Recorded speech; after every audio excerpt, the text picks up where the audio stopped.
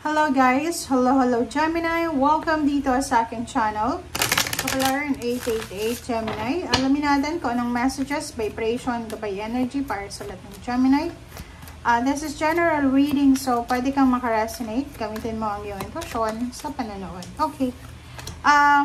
Instability Gemini. Bakit ganun? 41.5.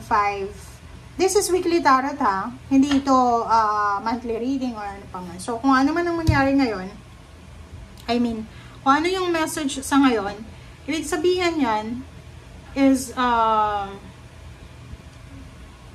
para yan sa linggong ito. Okay? So, instability. Maybe financial instability, diba? Yung parang hindi stable yung finances mo. So, sa linggong ito, Gemini, posibleng makaramdam ka ng pag-aalala. Worried ka, diba? May worry ka, nag-worry ka. And at the same time, parang hopeless and helpless ka. It's either tungkol to sa negosyo mo, or sa trabaho, or hindi ka alam bakit ka ba nag-worry. So, masyado kang nag-aalala. Siguro may anxiety or depression ka. Iwasan mo yan, Gemini, okay? Just let go, let it flow. Kung ano yung mangyari, just let God. Hayaan mo ang Panginoon. You need to pray, okay? You need to pray na lahat ng yan na hindi stable, na nangyayari sa linggong ito, ay mawala na yan. Inisipin mo na kung ano man ang hindi stable sa ngayon, hindi yan forever. Okay? Kasi minsan, di ba, may mga unstable tayo or may mga nangyayaring hindi stable sa atin sa araw-araw, pero hindi buong taon, hindi buong buwan. So, maging positive ka. Isipin mo na ano lang, bad week lang yan or bad days lang. Okay? Gemini. Okay. 8 of Raphael. 8 of Raphael, there's something better waiting for you. So, do what you know is right for you. And, yun nga, focus tayo sa spiritual, sa prayer. So, yun. 8 of Raphael, sinasabi ng barahan na, halimbawa, relationship siya, nakipaghiwalay siya sa'yo, or maybe, na-cancel yung flight mo, na-cancel yung promotion mo, yung salary increase, or anything na na-cancel, or na-delay, or na-denied, or na-reject siya.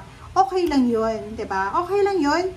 Kasi ang sabi sa'yo ni 8 of Raphael na there is something better siya na naghihintay sa'yo. So, etong disappointments mo sa ngayon, isipin mo na, this is redirection from God, diba? Kasi minsan, marami tayong gusto, marami tayong minamanifest, marami tayong desires, personal desire natin sa buhay natin, but hindi yon align sa kagustuhan ng Panginoon. Alam ng Panginoon kung ano yung makakabuti sa atin or makakasama. So, pag hindi natutuloy yung mga plano mo, pag hindi maganda yung takbo ng buhay-buhay or kung ano pa man, isipin mo na, redirection. Yun nga, sabi dito, there's something more or there's something better waiting for you. Diba? So, huwag tayong mag-settle sa less. And sa linggong ito, kung halimbawa na feeling mo alone ka, lonely, or any negative feeling siya, i-lift everything sa ating Panginoon. You need to pray, you need to reflect. Ibigay mo yan sa Panginoon lahat. Kasi siya lang ang makakatulong sa atin. Siya lang ang makakatulong sa'yo.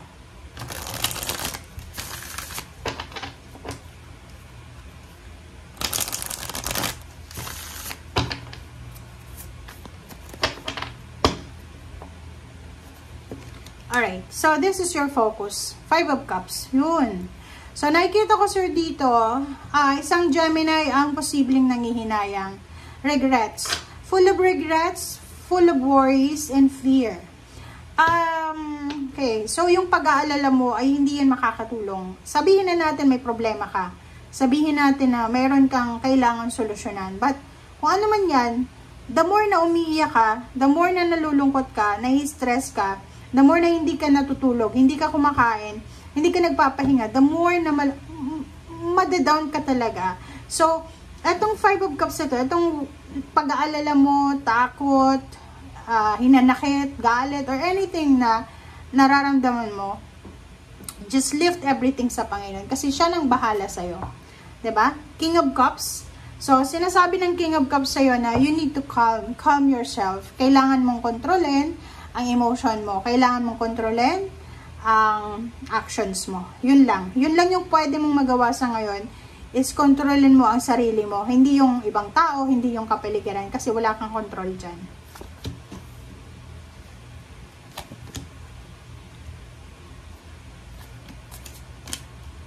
Right. So, dito sa 3 cards na to, sinasabi ng baraha sa'yo dito na huwag kang magdalawang isip. Kasi, parang ang nakikita ko sa'yo dito, diba? Meron sa inyo dito, Gemini, na gusto nyong mag-migrate. Diba? Migration to eh. Isa sa mga problema ng Gemini ngayon is migration. Pwedeng nasa Pilipinas ka, or yung pamilya mo, ikaw nasa ibang bansa. Gusto mong dalhin yung pamilya mo sa lugar kung saan ka nagtatrabaho, or gusto mong, kumbaga, parang feeling mo, wala nang asenso sa lugar kung nasaan ka sa ngayon, so kailangan mong hanapin kung saan ka asenso. So, dito, sinasabi ng baraha na, there's so much opportunities, more, huge, abundant opportunities na naghihintay sa'yo, lalo na sa financial. Ang problema lang, may 4 of Cups ka dito, masyado kang emotional, masyado kang sensitive. Kumbaga, kasi pag sensitive tayo, pag masyado tayong emotional, hindi natin nakikita yung mga blessings, yung mga strength natin, or hindi natin masyadong nakikita yung solution. Okay? Kasi ano tayo tuliro, or parang, yun, confused ka. So, ang sinasabi ng baraha sa'yo dito na, kailangan alisin mo sa scenario yung relationship, or alisin mo sa scenario yung pag-aalala. Kasi, pag naging focus ka sa kung ano talaga ang gusto mo, sinasabi sa'yo dito ng baraha na maraming darating sa'yo na pagkakataon or pag-asa para makuha mo talaga kung ano yung gusto mong makuha. Okay? Basta ang gagawin mo lang is gawin mo lang kung ano yung tama para sa'yo. Okay, so the World card, 2 of Cups and Prince of Cups. So, ang nakikita ko sa'yo dito, isa sa mga posibleng ma-accomplish mo if you are single is relationship. Posibleng merong Gemini dito na meron siyang karelasyon na ibang lahi and kailangan niyang pumunta ng ibang bansa para magpakasal.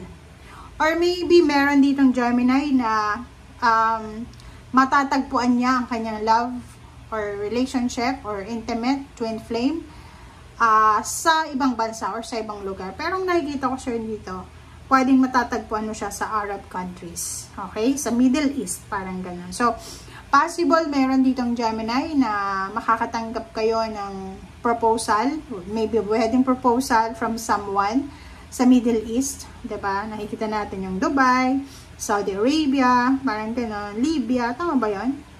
Or kung saan man siya. Okay? So, yun guys, thank you for watching.